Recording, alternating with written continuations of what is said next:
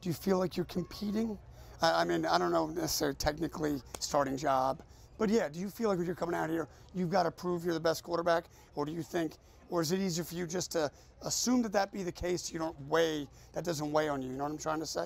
No, I don't know what you're saying, but I don't feel like I have to come out here and show anybody anything or why I'm better than this guy or better than that guy. It's more about going out and affirming that.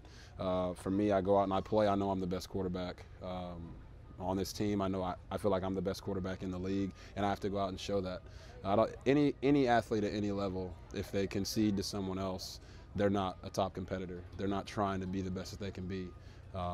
There's guys in this league that have done way more than me, but I still view myself as the best because that's what I work towards every single day. We just watched you. You were by yourself running like sprints, and then you and Pierre worked for probably a half an hour. I'm going to guess you probably didn't have to do that.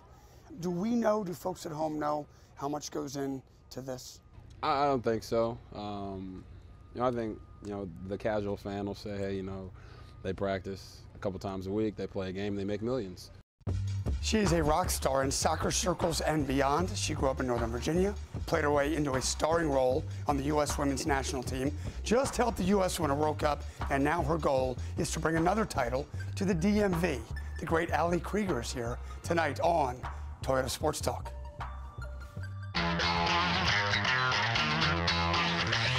Live from News Channel 8, this is Toyota Sports Talk.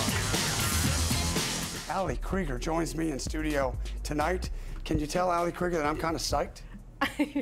I can. I'm psyched too. This is going to be awesome. Thank you for being here. Thanks for having me. Congrats I really on that, appreciate it. on that little World Cup thing you pulled Yeah, off. that little tournament that we had. Thank you so much. It was incredible. Such a great experience, and especially coming back from, the tournament, but also coming back from a serious injury that I had had in Vancouver in the same field that we won. What does this mean to you tonight? You've gotten lots of awards for music, I imagine. Tonight, they're to be honored for this purpose. What does that mean to you? Well, it's not like anything else. It's not like a Grammy. It's not like an Academy Award. Not that I have an Academy Award, because I don't. Just say you have a couple. I have 3 or 4. I do a sports show, and I've loved sports my whole life, and I'm a drummer. So when I was a kid, I wanted to be a pro athlete or a rock star or both. I'm neither. For folks that want to do what you do for a living or sports for a living, and it's so unattainable. These are hard gigs to get. Yes, I know. These are hard gigs to get. What do you tell kids, young adults, anybody, frankly, on how to go get what you want? I think you have to. I tell a story in my show. It's called there was a store in San Francisco called the Velvet Underground, and I went up there to buy some clothes, and of course I couldn't afford anything there. But what I did was I stood where Janis Joplin stood on this beautiful floor, and I wrote a song called Gypsy about it. So you play tennis with Serena. Great, yes, it's true. Nice, and your socks, no less. She is really, yeah, I figured I better take off the shoes. She is really a special person. We saw some of that today. You see her like we don't get to see her. What makes her, we know the tennis player, what makes her so special? Well, she's an amazing champion. We all know that. But when she's off the court, she's the nicest person you could ever know. And on the court, she's a fierce competitor. She's incredible. She just won the big Miami tournament 2 days ago, and she just won easily, actually.